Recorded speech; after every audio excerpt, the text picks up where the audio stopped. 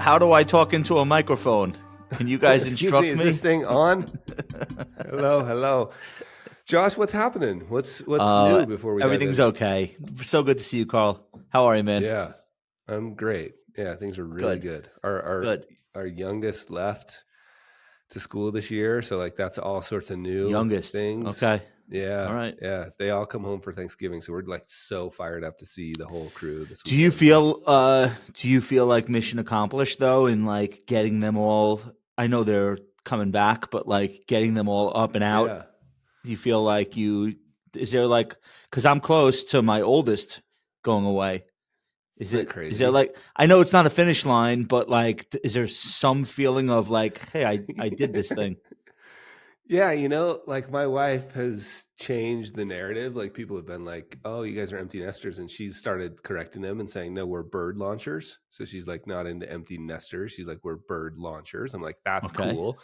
Yeah. But the youngest, it was different for us than, I guess, like our oldest two both went to the University of Utah, so just like half an hour away, and there was no like big thing, Yeah. But this youngest went to Cal Poly and got in their biomed program. The other ones are ridiculously smart. Like, I don't know who's the smartest, who cares? But the Cal Poly thing, like when we went to visit the school, everybody we met, like servers at restaurants, like people were like, congratulations. So there was really this like, oh my gosh, look at this. Like the kids are doing great. Like this moment to stop and be like, I mean, our son's in New Zealand in school. Our oldest is living in New York, working for Accordion. So she's deep in like private equity, distressed equity land. And our second is on our way to med school.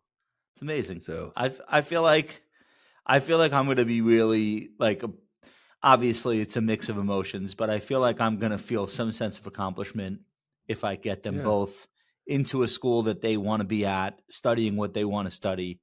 Like I'm gonna feel pretty good about that. So you should feel good about that. I mean, I'm sure you do, but I'm giving you permission to feel how you feel. Yeah, no, but the thing that I feel best about is they're my friends. You know what I mean? Like I'd rather hang out with them than anybody. And well, that's other amazing. than that, I don't really care. Right. How old's your youngest? My youngest is in 9th grade. He's 14, and my daughter is a senior and sending out college applications. Amazing. Does she want to stay close or does she want to get away? Get away, but not far away. A flight, not an ordeal.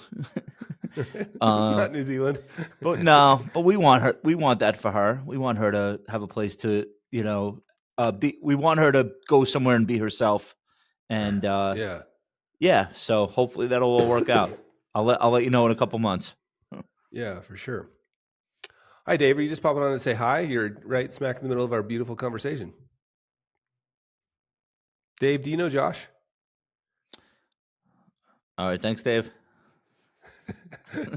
Dave is one of my partners on this project. Okay. And have you met Dave? No. So he was one of the writers at Big Bang Theory and is pretty involved with Dimensional now. And so really loves all the good things about our industry and not all the other things, Sure. Yeah. Tell me, it'd be fun to just back up. I've never had this conversation with you. What's your earliest memory of money?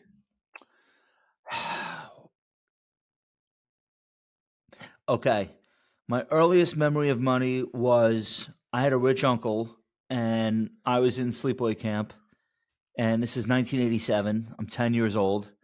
And before I leave for camp, my uncle, I guess a couple of months before it was my birthday, my 10th birthday, and my uncle gave me $100 in singles, but like freshly minted from the bank, like brand new, like crease free, perfect $1 bills in a band, 100 of them.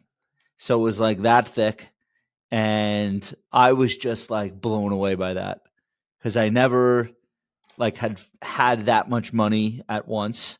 $100 in 1987 was a lot of money. And the fact that it was in singles and it was like so physical, it was like I don't want to call it a brick, Right. but like if you dropped it, it made a sound. Right. So like an idiot, I brought it with me to summer camp, and the counselors would go to the general store. You have to keep in mind, in summer camp, you're drinking like water or basically juice that they make themselves, and that's it. So the counselors would come back and sell Coke and Pepsi, not Coke, Coca-Cola and Pepsi. They would sell cans of soda for, $3. And this is when a Yeah. soda was 25 cents. So I would reach into my stack, I thought surreptitiously, and take a $1 bill or $2 or $3, and I would pay the counselor, who was a teenager, for the soda, and everyone would see where I was keeping it. And eventually the whole thing was gone. So somebody took How it. long?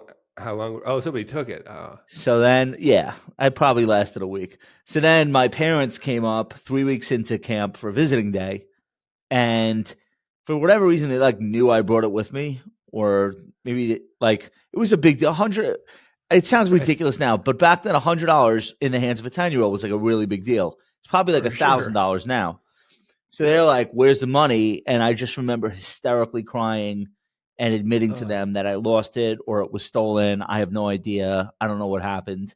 Um, but that was not just a money memory. It was the first time that, because nobody had ever stolen anything from me up until that point.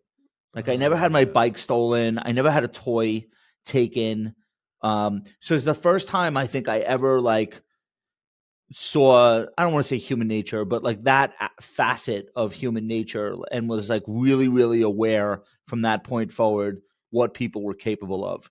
Because at the time, that felt like the end of the world to me, and that's probably the oldest memory I have of something to do with money in my life. Wild. One of my What do favorite I do with that questions. now? What I know that's. I I was. I don't was know just what to going to do with ask you. it. Like, here's the next question. But first, actually, I've got two questions. One of my favorite things to ask is like, can you remember holding the first time you held a sum of money in your hands? And you've like already answered. I'm Yep. curious. Can you remember like the feeling of that? Yeah. Oh, I had like, the joke is I had like a toy lockbox, and that's where I was keeping it. So somebody was able to like click that thing open like a tin little lockbox with a combination. Right. But apparently Right.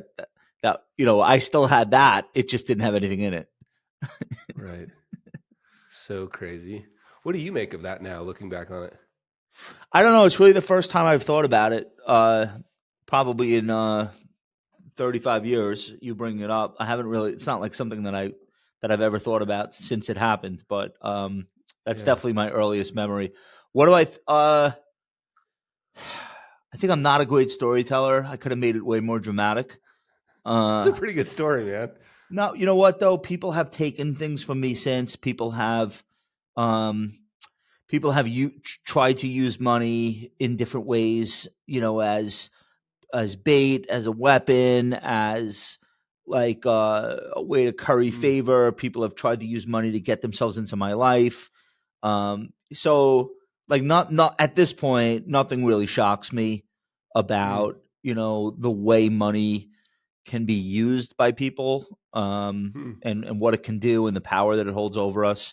So I mm, just think that's like one more story of, oh, that's a really quick way to find out that you're around someone that's either desperate or uh, mm, immoral. Keep mm. $100 under your bed in a tin lockbox. Like you'll find out real quick. So All right. it's hard for me to be That shocked at idea. at this point.